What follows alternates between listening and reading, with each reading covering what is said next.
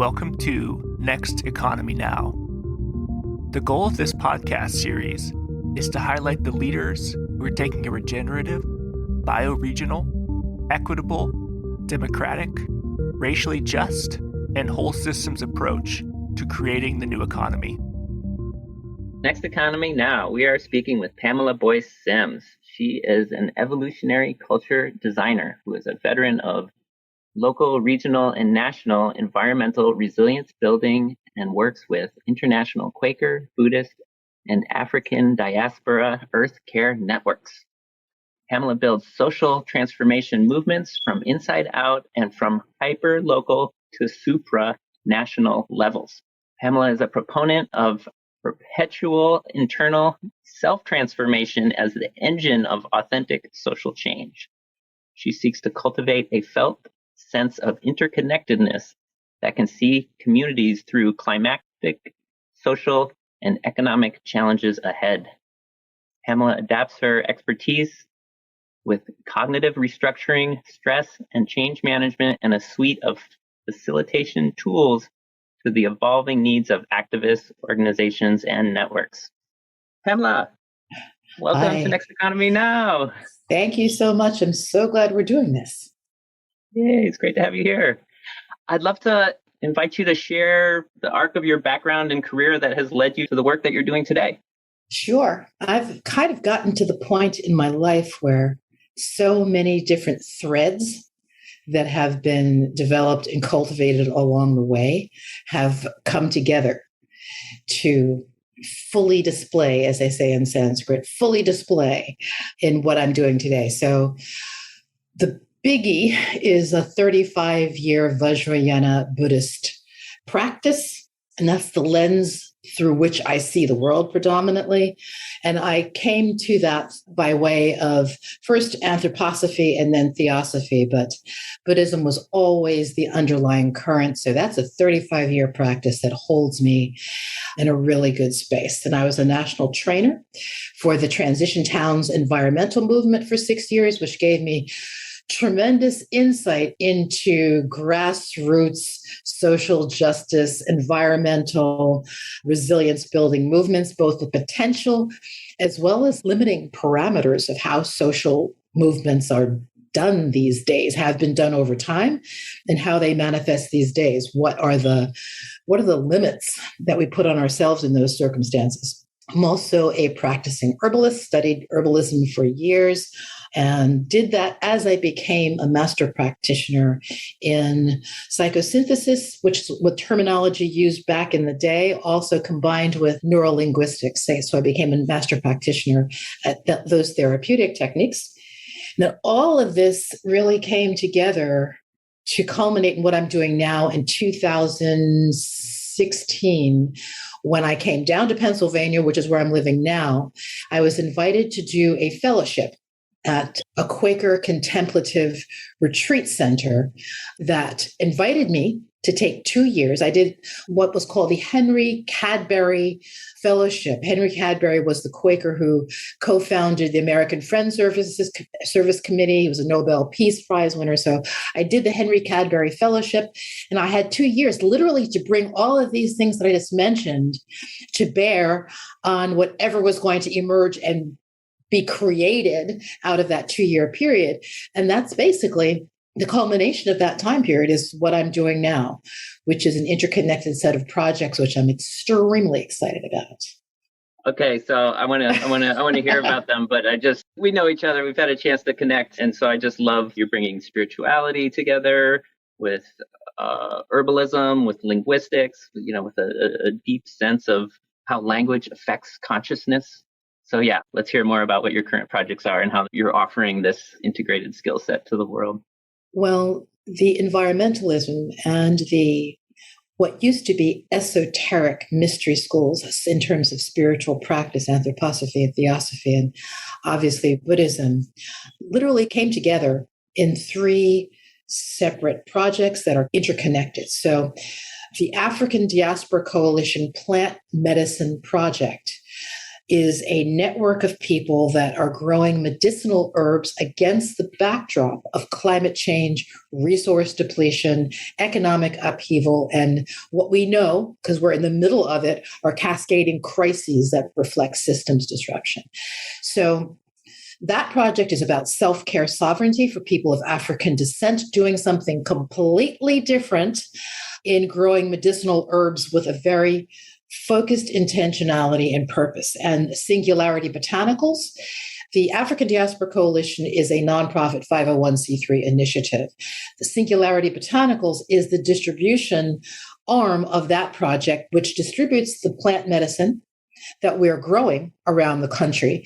And here in Eastern Pennsylvania is a hub of a number of different grow sites, distributes that plant medicine free of charge in distressed communities, educates folks to work shoulder to shoulder, to cultivate those medicinal herbs, figure out what they do in the body, use that as complementary alternative medicine, not throwing up all the cards in the air and dumping what they normally do, but learning how to take command and control of their own health, self-care sovereignty. So Singularity Botanicals distributes free of charge in severely distressed communities the plant medicine that we grow in the African Diaspora Coalition Plant Medicine Project. And that the ethos that pervades and infuses the people that do that work, the culture we're creating that holds the space for that work, is through a network called Community Supported Enlightenment.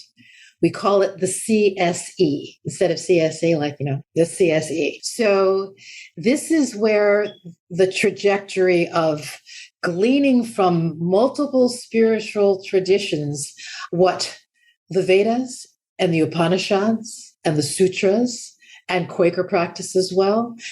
Literally, we're saying 5,000, 2,500 years ago, 300 some years ago in the case of Quakers. We are now putting that in a quantum science framework. Science, neuroscience and quantum science and psychoneuroimmunology and epigenetics literally have gotten to the point where the Vedas, the Upanishads, and the Sutras were 5,000 and 2,500 years ago. So that's kind of the framework for all of this really cool work people are doing. So it's literally internal environmental resilience building, learning how to operationalize really old contemplative practices and understanding of self as part of a unified field, the unified whole, using a cutting edge neuroscience toolkit. So it takes all the mystery and the woo out of it. And, all of that is very, very clear now that we understand how the brain, the central nervous system, is interfacing with the quantum field and that interconnected net. And we can work it.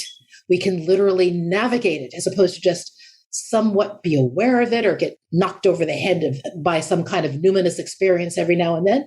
We are working it and framing what we're doing on the ground, the external environmental resilience building, taking command and control over healthcare by alternatively creating an alternative to the healthcare system for people who had been ditched and jilted a lot of the time by the mainstream healthcare system anyway. That is done in this framework that holds the space for self-transformation, self-transmutation, of understanding of the vastness and deeper awareness of self, which is where you were going in your introduction when you were saying environmental resilience building and social change from inside out. It's not just acting upon the environment. It goes in cyclical, multifaceted patterns. It's amazing. There's a lot there. So let's unpack some of it. But what strikes me is the wholeness of the approach, right? You're not just saying, let's stop polluting or something, right? There's not just like one intervention, right? There's awareness, like, through your transition town movement, that's a lot of what might look like more activism, organizing, raising awareness about the problems, implementing solutions. But now on a personal level, now you have medicine, but it's not just about not getting sick. There's also this profound depth of awareness and wholeness that you're bringing that at least when I hear it, to me, that's like that's the ultimate solution. And even, I would say like an apex of humanity, right? For humanity to have its own self-awareness. And then that's the real source of the solution. And then coming out of that, then we start to respect the environment and take care of each other and provide healthcare. And it's a very deep and integrated approach that I'm hearing. That's what we seek to encourage. That's what we are holding the space. We're holding the space for that emergence. If you take, and you can literally focus on any point in the fractal of the whole that I just endeavored to describe.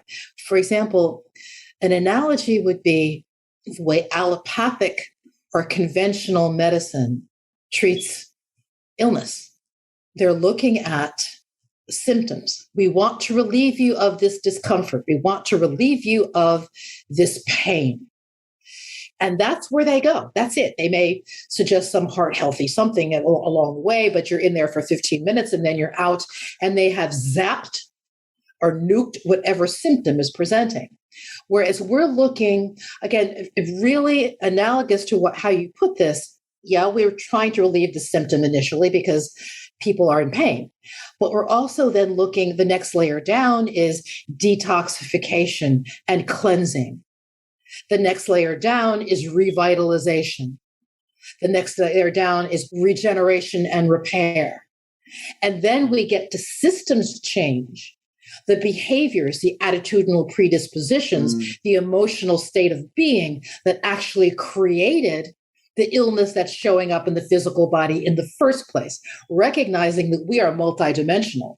So what is happening with us psychologically and emotionally, and we also go to etherically, but that's a whole other story, literally is at that frequency, at that vibrational level in the body long before we're actually seeing the physical manifestation of it. So if we are just attacking symptoms, and with allopathic conventional medicine, not only are they just attacking symptoms, but without the systemic approach, understanding that every system, digestive, musculoskeletal, circulatory, central nervous, all of them are completely interconnected.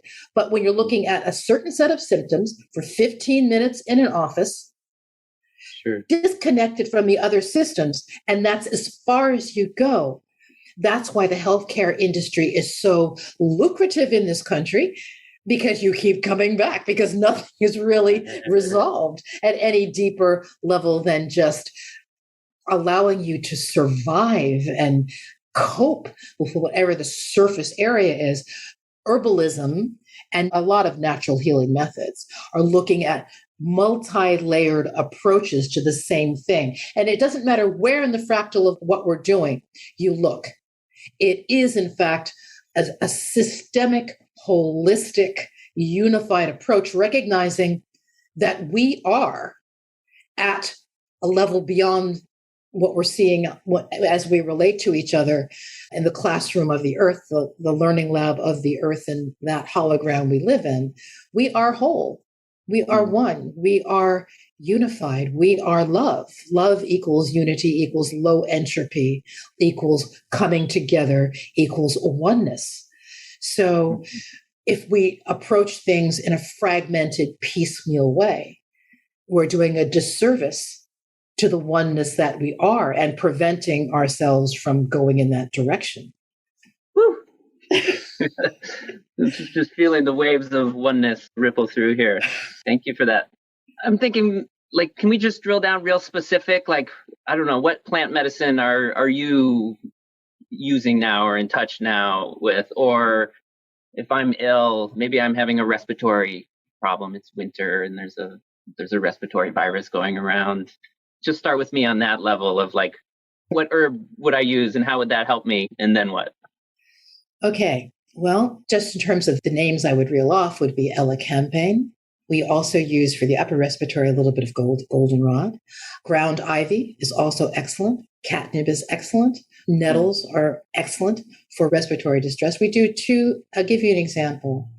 We do 2 types of tinctures, which are drops, medicinal drops that are the result of our putting plant matter in grain alcohol and letting it sit for 6 weeks, 8 weeks, as long as we possibly can keep it there. And what happens is, as the plant matter is macerating in the alcohol, it's literally taking the alcohol, is pulling the signature nutrient from each herb.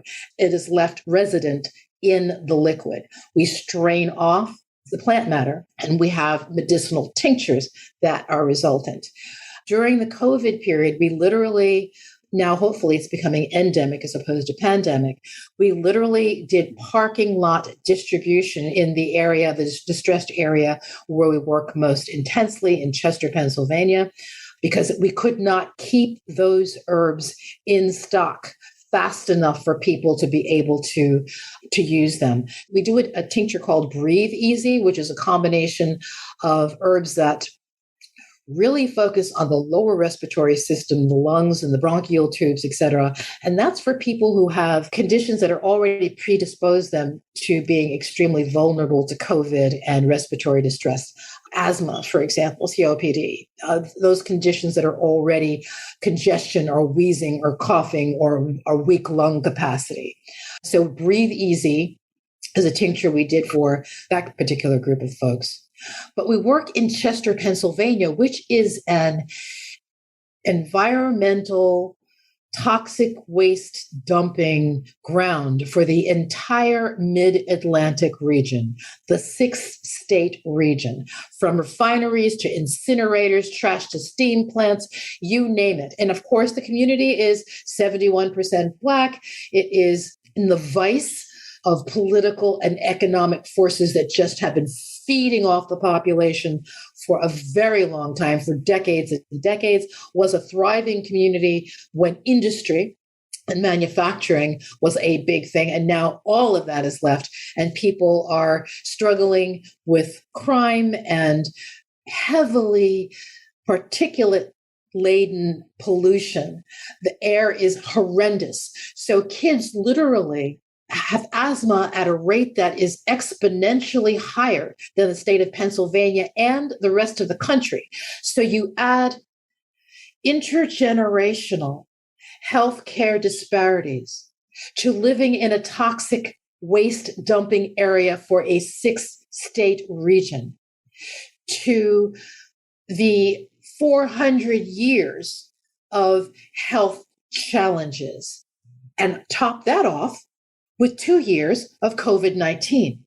The death rate, the illness rate, the infection rate in that area was off of the chart.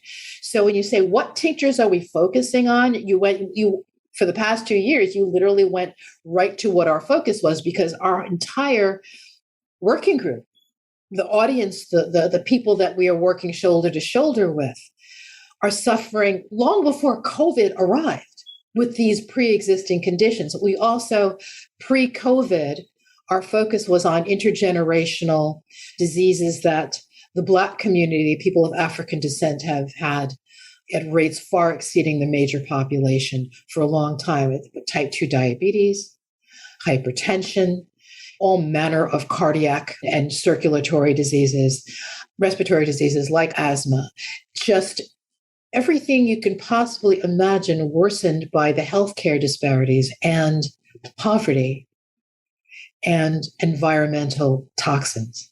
So that's where we started.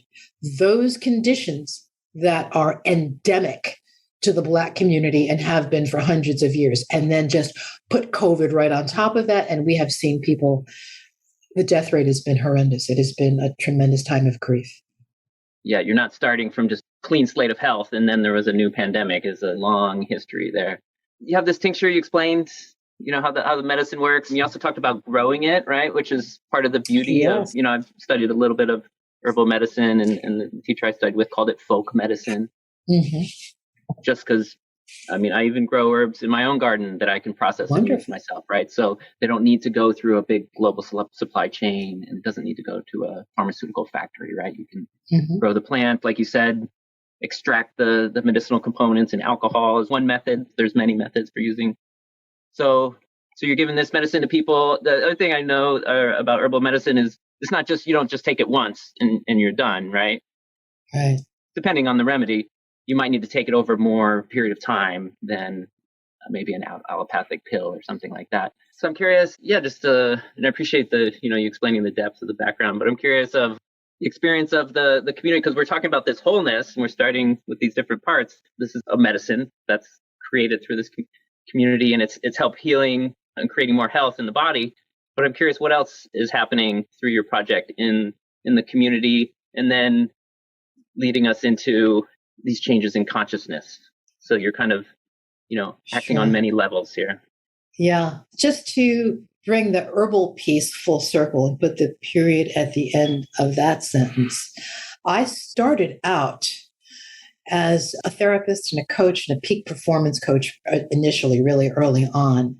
I studied herbalism, so I knew what herbs could do in the body, and I knew how they worked in the different systems and had that whole background. So in my psychotherapeutic practice, I would suggest people go to the health food store and get XYZ herb, et cetera, et cetera. And it was predominantly herbs because I was dealing with emotional and psychological situations, predominantly herbs that were for mental clarity or anxiety or depression, central nervous system kinds of things, somewhat the circulatory system, given that's where some people experience anxiety. But at that point, I was literally suggesting you go to the health food store. The beautiful thing now, after following the transition towns and the whole environmental movement and realizing how important it was that we take command and control at the grassroots level, because no one else, there's no Calvary coming over the hill. There is no savior coming on a horse. It's us. We are the people that are going to have to do this. My joy now is I don't have to say, go to the health food store and get this. I'm literally growing it, and we are growing it in churches in Chester. We are growing it at Quaker meeting houses that are grow sites in Pennsylvania and throughout the country. We are growing it in Buddhist sanghas. We are growing it at community organizations. So the process is, yet it's not just here, Pamela or someone in Singularity Botanicals or the African Diaspora Coalition hands you something. People have the opportunity to figure out, okay, how do I propagate this? How do I cultivate this?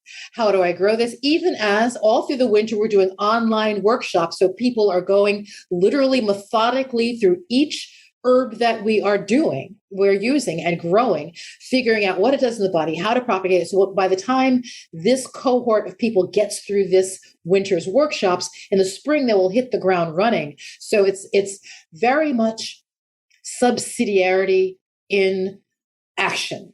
There is no central somebody with tablets of stone from on high saying, do this. This is the way it is. It's literally creating the space for people to participate fully, to learn at the speed they want to learn, take whatever part of it they want to take and run with it. Some people are comfortable to saying, okay, the Chester Senior Center or Shiloh Baptist Church or State College Friends meeting there's somebody who's going to distribute medicinal herbs, their teas or tinctures or fire ciders, which are the products we produce, and just taking it. But they also have the option to get deeper and deeper into it. So moving a little bit further out from that, get an image in your mind of a fractal pattern, a web or a net where there are nodes all over the country where we are actually producing medicinal herbs. And each node in that net is connected by a sociocratic exoskeleton, a sociocratic scaffolding that through which information and education and best practice sharing and the process of self-transformation, which we do through a very clear-cut set of neuro-linguistic and contemplative practices. There's information awash between and among and around all of those nodes that are growing the medicinal herbs that are then distributed in distressed communities. So we're all in contact with each other. Someone said to me something that was really, really on point.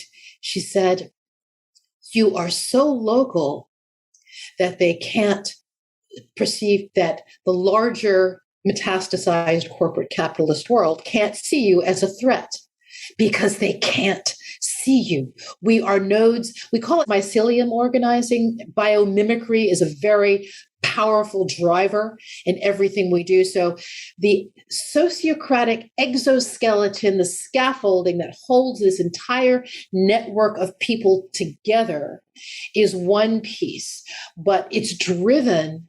Our model is nature, biomimicry, and that kind of interconnected cross-species communication that we see in nature working so well.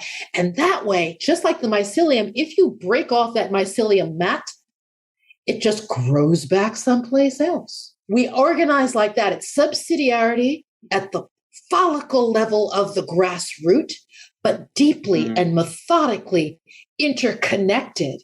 So it cannot be broken and it cannot be squashed by the powers that be should we actually get to gain the momentum and traction that we are now seeking to gain after these 4 years, because we're invisible, just like the mycelium. They pop up every now and then as mushrooms, but they're not shouting with the bullhorn, we're here, everybody, look at this great stuff we're doing. We are just doing it. So our nodes are local, but we are interconnected. We're now international in Canada and Indonesia and India, Belize. So, but the growing takes place in the United States. Ooh, love it. So rich. It's so much fun. Well, and it just occurs to me, the medicine isn't just the plant, right? The medicine is the connection of the community, right? And also, I mean, you're saying biomimetic, but humans are a socially intelligent creature, and we're only alive because we have for millennia existed in small bands of dynamically cooperating humans. And that's why we're here. And we're in this kind of modern upheaval moment. But what I see you doing is reaching back to the patterns that have sustained life on this earth, which is natural systems.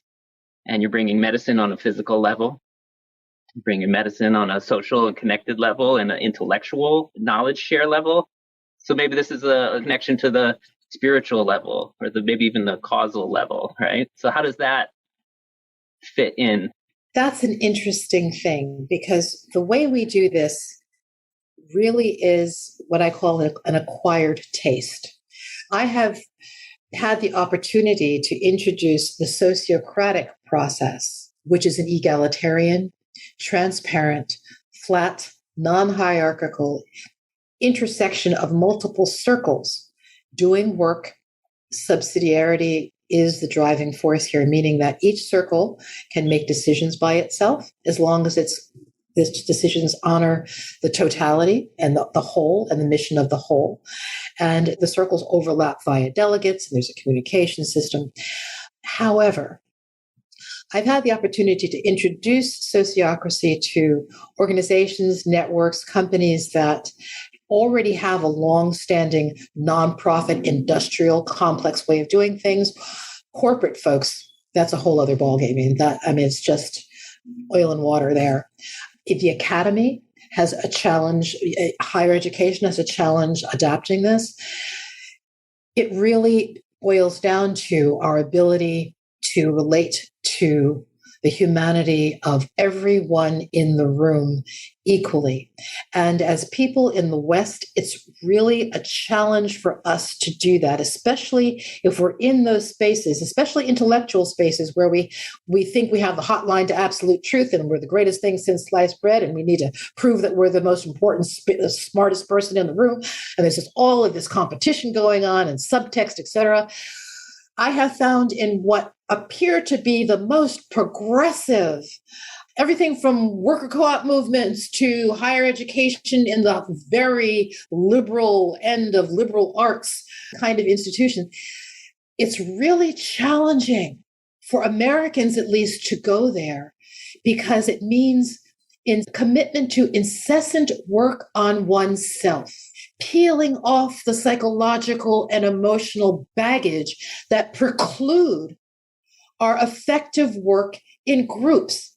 Now, progressive folks may have an intellectual commitment to certain aims that are going to make a difference and move society forward and create a better life for everyone.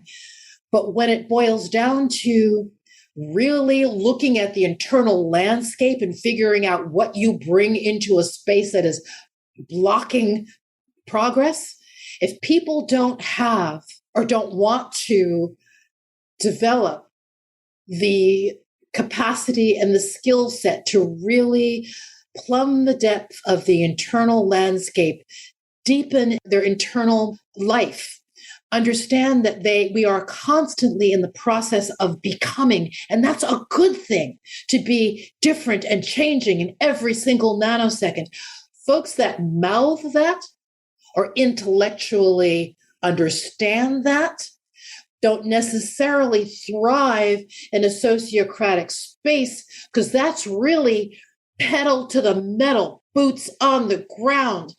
Like I said, it's an acquired taste. So we have been very fortunate, as I mentioned, 2016, 2017, 2018, when this fellowship allowed me the time to put this together, I was able to actually craft, beginning with Buddhist Sanghas, Quaker meeting houses, because at least ostensibly, those two traditions strive to understand the oneness and the unity of the field, the quantum field, God, light, spirit, divine, oneness, undifferentiated, whatever you want to call it. Those two traditions seem to be the groups that would logically be the candidates who would be less challenged by the process of self-transmutation for perpetuity. Our network has been able from the door to put this in place. It is, and so we're very fortunate in that way. And I'm making that distinction because people who want to do this intellectually, but are on, are the usual kumbaya, we love you, smelly little love cocoon until we don't love each other anymore and we can't figure out what happened. Those kinds of spaces that are nurturing to a certain extent, it's hard for folks to integrate this. So we've been fortunate.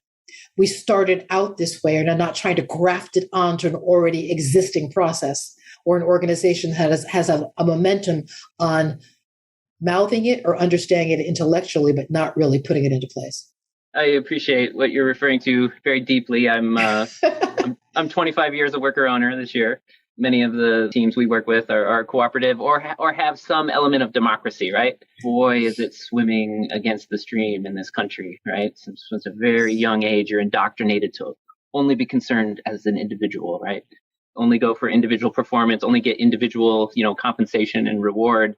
And then you take a bunch of these fierce individuals. They often are excited about this idea of cooperating and quite terrible at it or completely unprepared. So that's beautiful that you, from the outset, embedded this deep democracy, this direct democracy, sociocratic practice. That's really profound. Another piece I'm curious to get your thoughts on in terms of the neuroscience, because you're mentioning this concept of perpetual change or embracing change, whether it's democracy or a new type of medicine or shifting your consciousness into a new idea.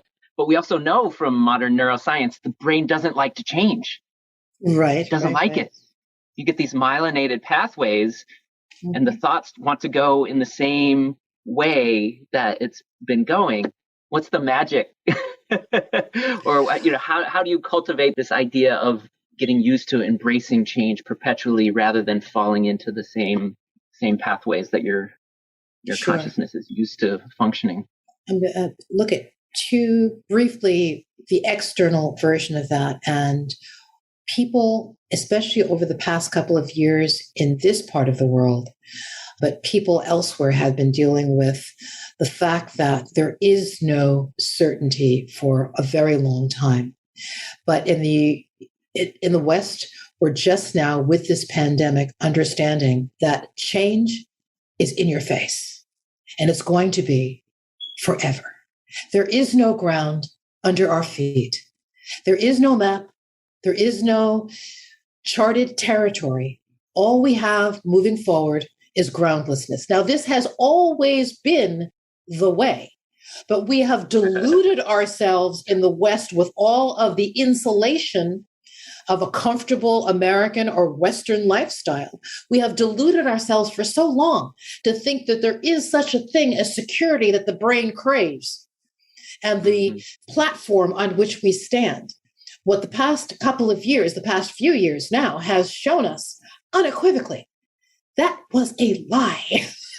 We literally bought into an untruth and we plastered over the incessant shifting sands that have always been under our feet. And now with the crisis in systems disruption, it has become more apparent. So I think more and more people, those who are not suffering from deep anxiety, depression, and demoralization and despair and have let it roll over them, have really come to grips with the fact that this is just going to become more intense.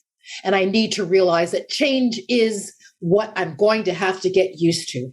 And the organizations that manifest as a function of the way we think are going to have to learn not just to change in the nonprofit industrial organizational development change management way of looking at it, but are going to have to do something that looks radically different in order to adjust to life in the mid-21st century. So that is the external reckoning, especially exacerbated by the pandemic in the last 3 years, that people have come to, recognizing that you don't have a choice. You can no longer plaster over the delusion that there's any security. There isn't. So that there's that. So that the external environment, including climatic change and what's happening there with people displaced with wildfires, floods, all the rest of it, it's in your face now. If you don't do anything to examine your internal landscape, the earth herself is telling you, nope. The jig is up. So that's what's happening externally. But what we do internally is we bypass the part of the brain that doesn't like to change. It's a sneak attack. The part of the brain, the prefrontal lobe, the part that we're speaking with, complex thought, executive functioning, the neocortex, the advanced, what is called, quote unquote, the advanced part of the new brain, is only focused on what's in front of us. It's the seat of the ego. It's the seat of the intellect. So that's where the contemplative practice that focuses our attention and we're able to still that part of the brain. And you don't have to go into you don't have to contemplate your navel on a cushion to do this. We have techniques where you can still that part of your brain so that we're working predominantly with the limbic system, which taps into your subconscious and your unconscious, and then into the collective unconscious, and then into your multidimensionality. So we're moving from metacognition to metaconsciousness. So what we have done here is taken what is conventional neural linguistics, which basically overrides trauma and patterns that do not serve us, that are encoded in the brain, inviting neurological pruning, which is the atrophy of those circuits that do not serve us, even as you use powerful peak empowering experience that's also encoded in the brain to override the trauma in practice over and over and over again. It's kind of like the dynamic behind peak performance work, which is where I started out in this business. Basically, I'm working with tennis players and football players and people who are giving speeches. Literally, we go into an alpha state, which is kind of where you are when you're doing a yoga asana or a light meditation, or when you're daydreaming, low alpha, theta state, which the brain is at about cycling at about 4 hertz. And I would take tennis players or football players or orators through the perfect tennis match, the perfect football game, every muscle they needed to use for the perfect punch or the perfect pass or the perfect lob, the perfect serve, the cadence of the perfect speech. So they would get up out of the chair in my office, drenched in perspiration with muscle fatigue, the body thought, because we're working with a part of the brain, that limbic system, that does not see time in the same way that the prefrontal lobe does, linear, sequential, ABC, 1, 2, 3. That part of the brain sees time holistically, thematically, in stories and colors and symbols. That's the part of the brain we're working with. We tell the prefrontal lobe, chill out. We know your only focus, your only function is to focus in a very narrow bandwidth that exacerbates the ego and the intellect, which we laud and overvalue. Its only function is to deal with what's right in front of us. And we chill that out, going into our alpha state. And then we offer what we call simulations. And these simulations are scenes that use the psychodynamics that we know are tripping us up, especially the emotional content of our baggage that keeps tripping us up.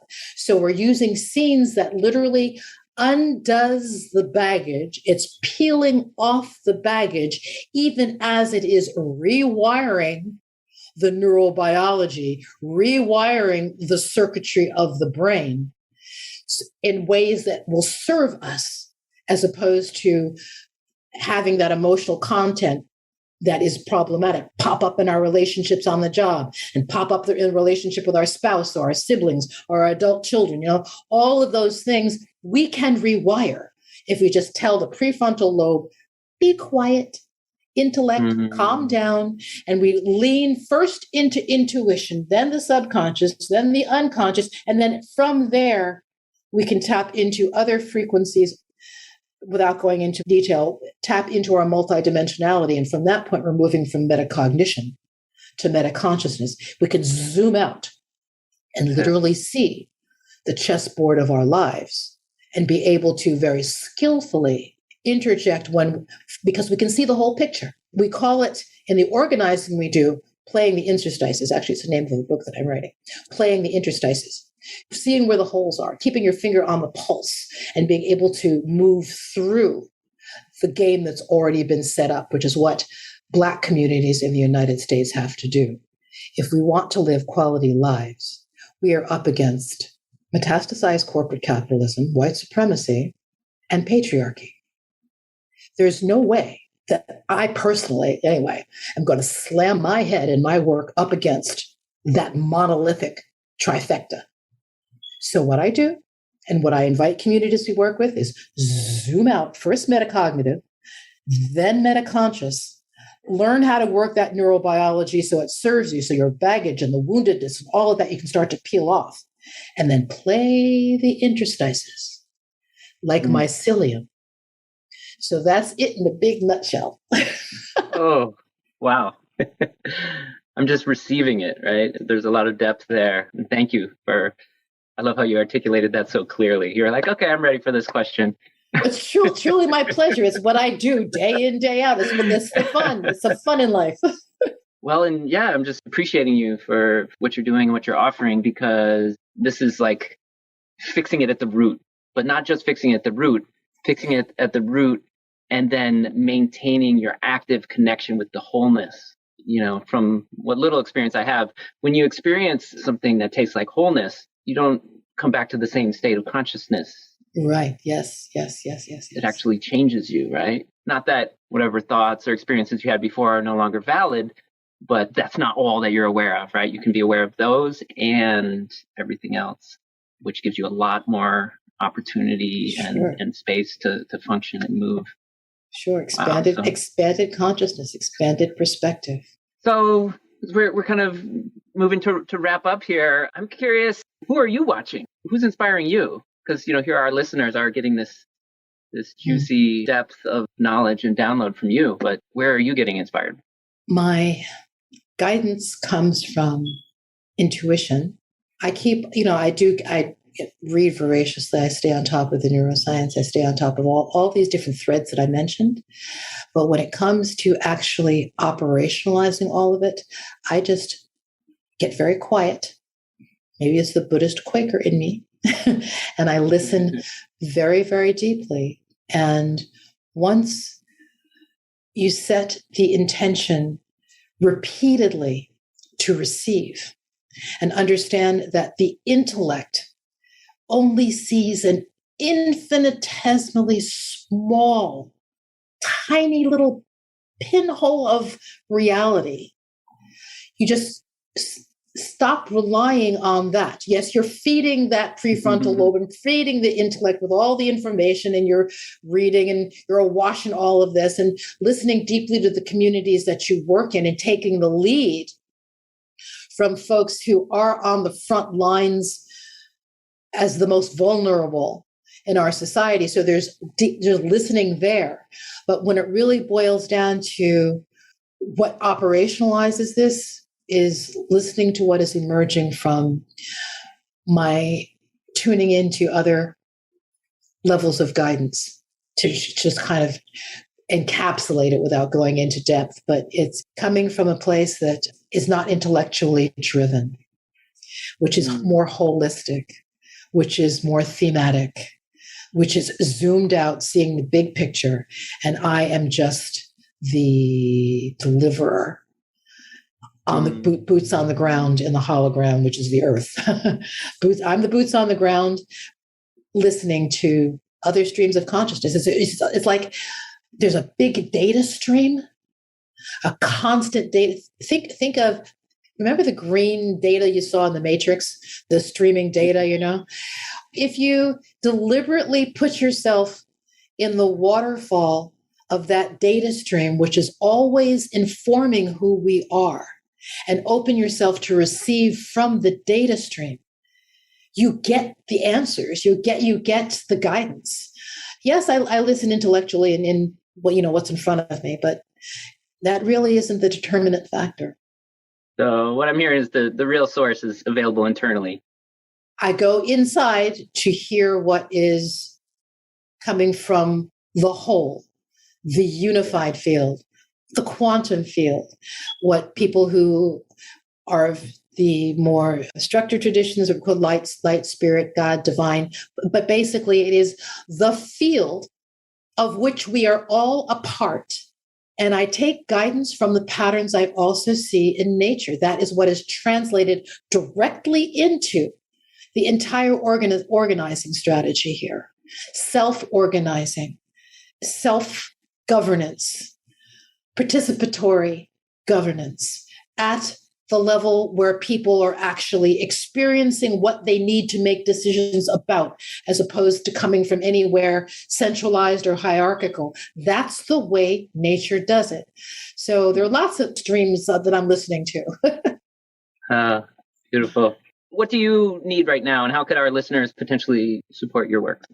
Okay, the 2022 forward impetus is the communities of color in which we work are, once we get medicinal herb initiatives up and running, and we're doing this in Pennsylvania, and we will replicate this elsewhere, up and running, people know what complementary alternative medicine can do with no side effects, nurturing holistic medicine. They're building community. We are reaching out to Appalachian and Allegheny Mountain communities, poor white communities who are suffering with the opioid situation, and literally creating space for conversations between people who would never, ever be in the same room if they thought twice about it, but across using medicinal herbs as the substrate, as the coming together place. We are creating space